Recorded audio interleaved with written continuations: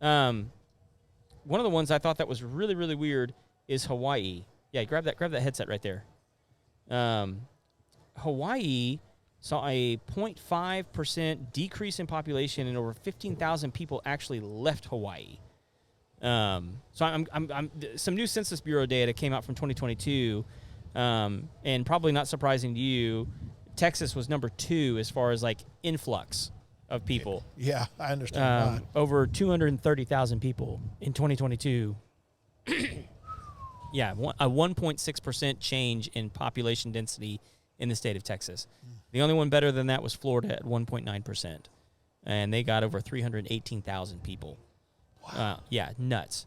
But the one I thought was weird was Hawaii. Hawaii lost over 15,000 people, and 0.5% moved out of there. I have to imagine some of that is affordability and opportunity. Yeah, Hawaii's very expensive to live in. It's expensive, and there's just not a whole lot of industry there.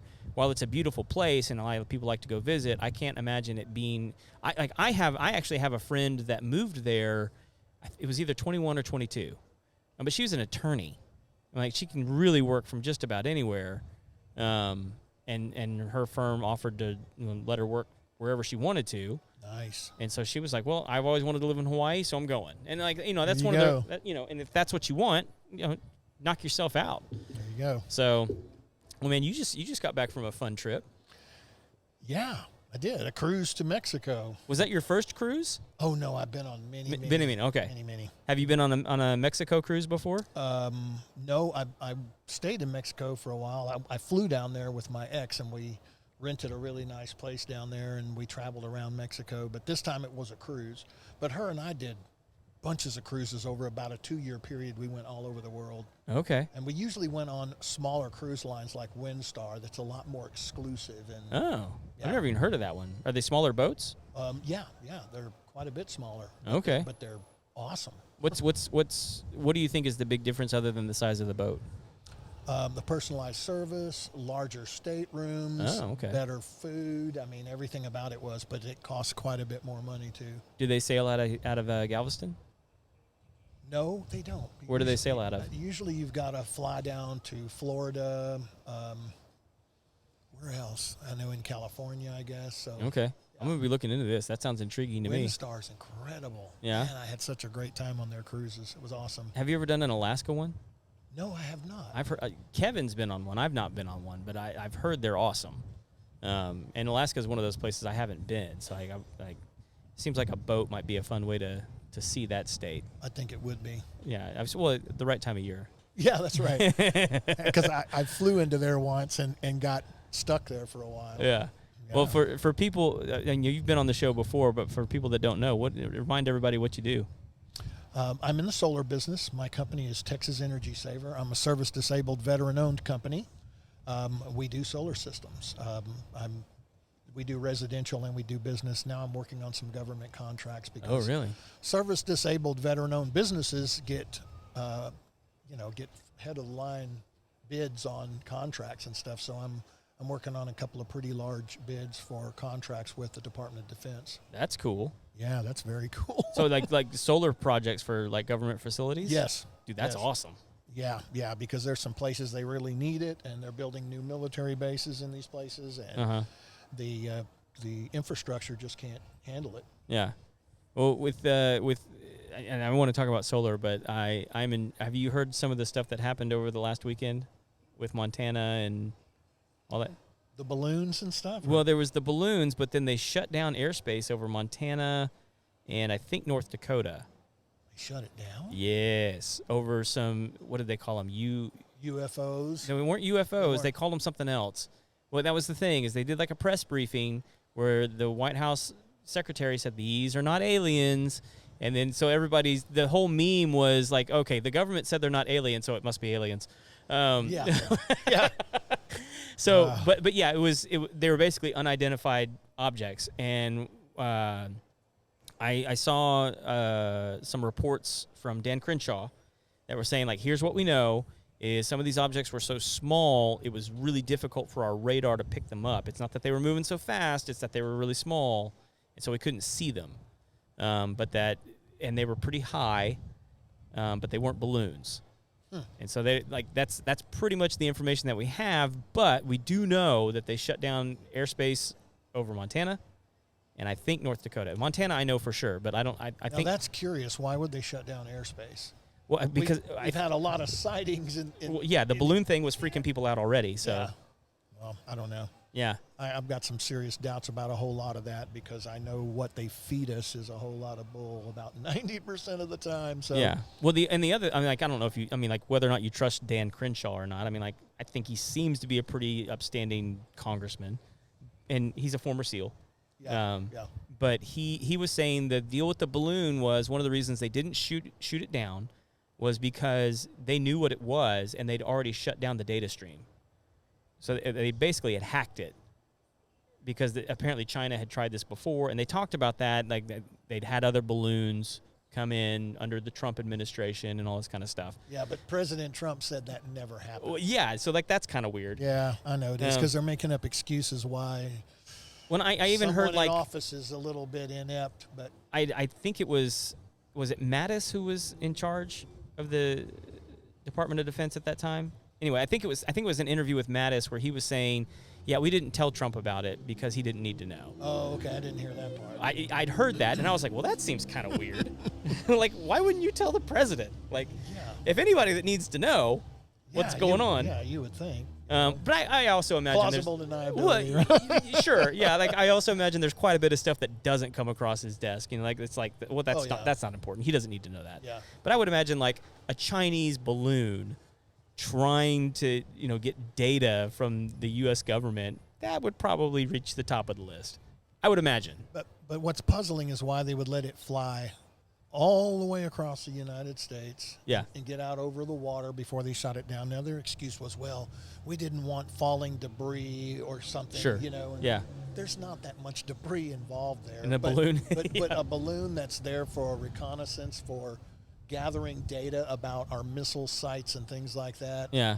No, we don't let that fly over the United States. No. I know that myself. I mean, I've seen when I was in the military, and what's funny is I know this story never got back to the United States, but I've seen planes that were foreign try to fly over a United States aircraft carrier, and we shot it down before it got there. We warned them, but then we shot them down. Yeah. Because you don't fly over a U.S. warship. You No. just don't do it. So I mean, it's a sign of aggression. Yeah. I mean, for sure. That's crazy, man. Yeah, that whole thing with the balloons and stuff was pretty crazy, but I think it was a distraction. Oh, probably. I I tend to think most things are. Look at the other things that happened in this same time period, like Hunter Biden that finally admitted that laptop was his, and there's a few other stories that came out, and I think they didn't want us paying too much attention to it, so they had to have a sensationalized story. Yeah. Yeah. Well, it was a story of convenience, probably then. Yeah. Absolutely. Man, there's a term for that, right? I mean, what do they call it? Where you're trying to distract somebody so they're not paying attention to what's going on over here. I can't think of the term. I can't think of it off the top of my But head. there's like a military or like a espionage term. It's not subterfuge. Man, I can't think of it. No, it's probably because I haven't had dinner yet. Yeah, that's it. I'm low on calories right now. I had dinner and a good workout today, so my brain's already on just idle. Yeah, well, definitely check that out and let me know what you think, because the whole, like, when I heard that they shut down airspace, I was like, whoa. Yeah, that's a little out there. We don't just shut down airspace because there was an unidentified flying object. Yeah. Well, I do know that they engaged fighter jets in the area. So that could be. I mean, it's just safer, like when you like clear the area, right? So fighter jets aren't shooting down Americans in Cessnas.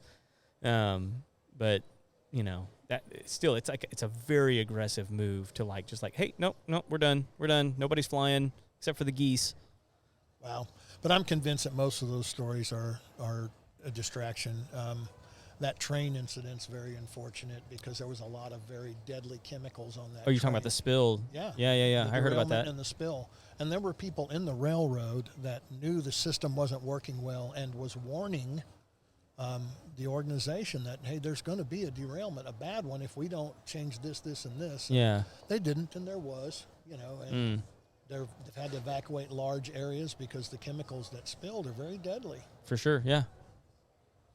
Well, man, is there anything interesting happening, like incentive-wise, with solar panels and any? I know that there's incentives for the solar panels. Are they also offering those for like home batteries and generators as well, or is it just the panels that they're offering these programs for? We give incentives on the whole deal, whatever it is, the whole shooting match. And I think you and I talked earlier about a nice little incentive that you wanted to share with. Yeah, if you want to plug that one, man, you can plug it, and then we'll keep plugging it. I mean, if you're ready to pull the trigger on it, sure. Go ahead. So anyone that calls us and gets us to install a solar system, we'll give you an extra $500 cash rebate. Okay. And then we'll do the same for your show. Yeah. So basically, they need to reach out to you, mention the homeowner show. That's it. And they'll get $500 knocked off the system. Yep. That's a fantastic deal. And they can either get it knocked off the system, or we'll pay them cash $500. There you go. Hey, either one's good. That's right. Either way you look at it, it's money. Will you do it in silver bars? I own quite a bit of those, but I'm not giving them up.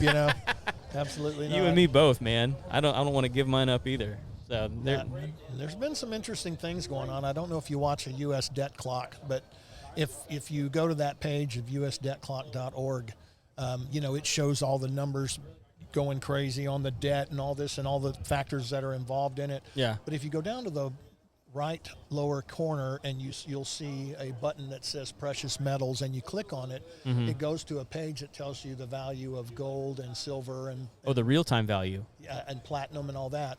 The strange thing is, for the last several years, it's always been a very trumped up value. The silver was always around $6,000 or $7,000. $1,600, $1,700 per ounce. And I thought, that's gold. No, that's silver. Silver. Yeah, but we're able to go down and for $24 an ounce buy the silver. So okay, I see what you're saying. So why were they making the value that high on the U.S. debt clock? Well, because it supported what they were telling us that our money was worth. Oh. Yeah, and with gold, they literally had it at one point set at like $34,000 an ounce. Oh my gosh. When we know for $1,700, $1,800 an ounce, we could buy gold. Yeah. I heard a lot of speculation about what that all is about, but from what I understand, it was mainly for them to be able to prop up the numbers to look good for the U.S. dollar. But here's what's real interesting. Recently, I went on there and saw where those numbers had dropped significantly, and now they're at zero.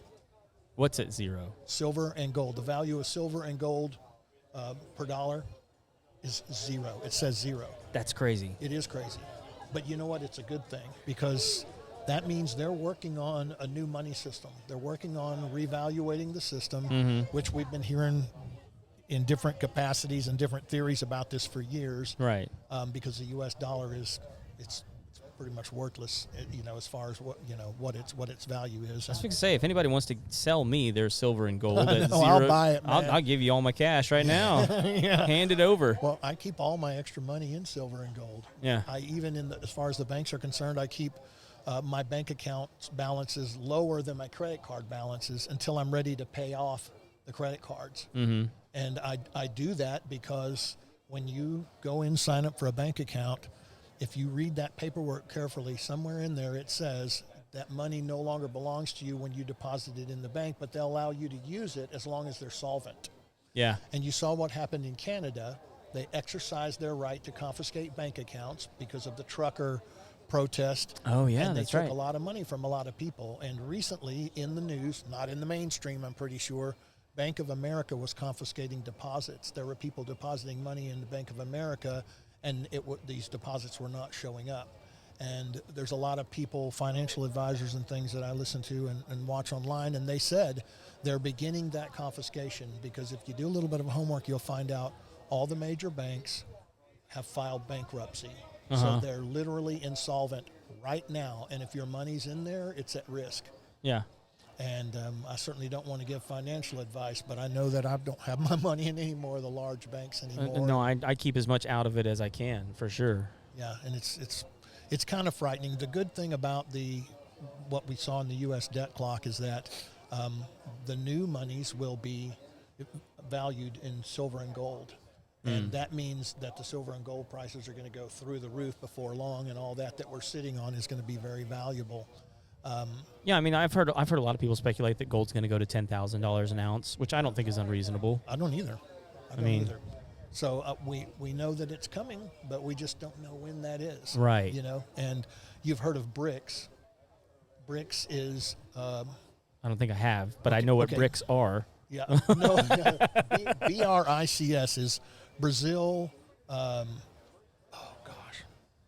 Brazil, Russia, India, China, and anyway, but it's that BRICS is an acronym for 5 different countries, but now there's probably 50 countries that have gotten on board with that. And what BRICS is, it's an organization that is moving away from the U.S. All these countries are moving away from the U.S. dollar and are going to gold-backed currencies to buy and trade their oil and their resources, something that we've never seen. Yeah. Because the U.S. dollar has been the reserve currency, but these countries now are no longer afraid to do that. Right.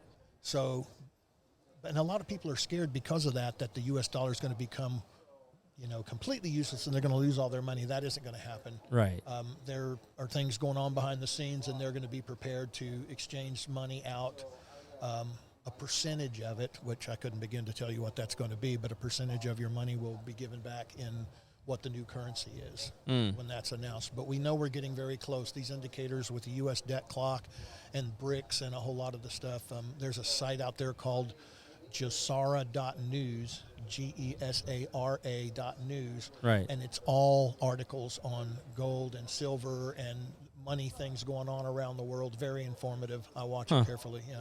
What's interesting to me about that, I mean, like you think about a country like Brazil and Russia, I mean, because America's currency is evaluated basically off of petro. Yeah.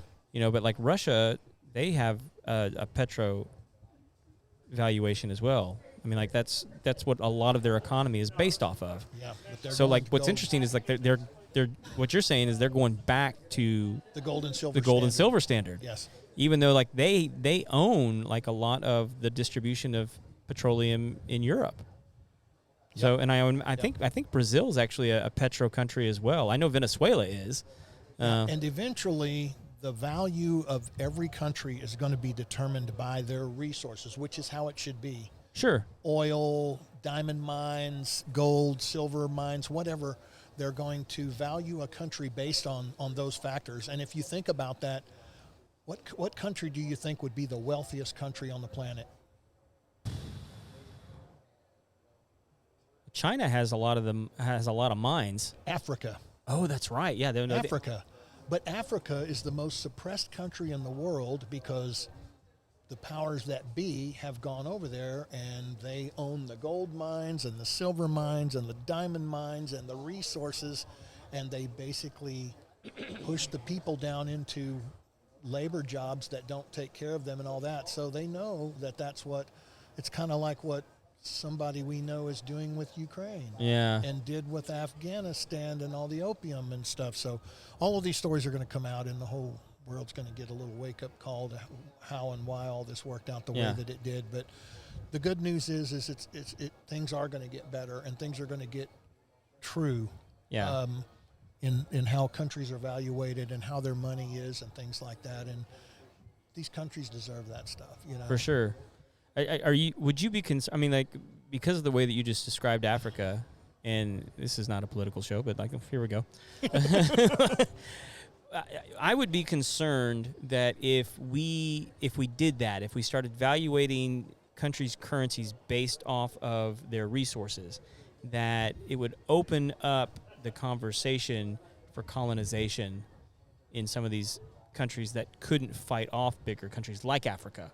Yes. Like you start looking at like Nigeria and different places, throughout there that like, okay, like okay, if our currency is based off valuation, where we see the most potential is in this country, and they don't have a military that can withstand us, so we're just going to go take it. And it's not so much the currency itself as it is the overall value of the country, meaning this country's worth 200 trillion, okay? Right. And so they're allowed to print enough money to back that kind of thing. So, yeah, it's going to get very interesting. And what I've done, and having been where I've been in the military, I've stayed in touch with a lot of pretty influential people in military circles. My bosses used to be generals and admirals, right? When I worked for the state of Texas, and I get a lot of inside scoop on what's going on in the world. And fortunately, it's not as bad as it looks. It's not nearly as bad as it looks. There's things going on behind the scenes that are going to hold accountable a lot of people and a lot of organizations that have done wrong in this world and done wrong to other people. And, so it's kind of exciting. You look around you, and if you look at too much of it, it can be disheartening because what you see looks pretty bad. But I know that we are seeing what's been foretold over the years, and we're going to see the defeat of evil, literally. That would be amazing. Exciting. Heck yeah, man. Yeah. Well, let me see if I can get somebody else up here, but it's always good to check in with you, bud. Yes. And I want to let if people want to take advantage of that offer that you mentioned earlier, the $500 off the solar system, how do they get a hold of you? Well, there's a few different ways. You can go to my website at txenergysaver.com. Or you can email me at Alan, A-L-A-N, at txenergysaver.com. Okay. Or you can call us at 682-243-0631, and we'll take care of your solar needs. Fantastic, man. I always appreciate and love getting to talk to you, man. Thanks. Me too, man. You're an interesting dude. You do a great podcast. I told you that a long time ago. You somehow know how to ask the right questions, and we have great conversations. It's meant to be. Oh, for sure. For sure. So All right. Good to see you, bud. Thank you, brother. Yeah. Christy, do you want to jump up here? Come on, girl.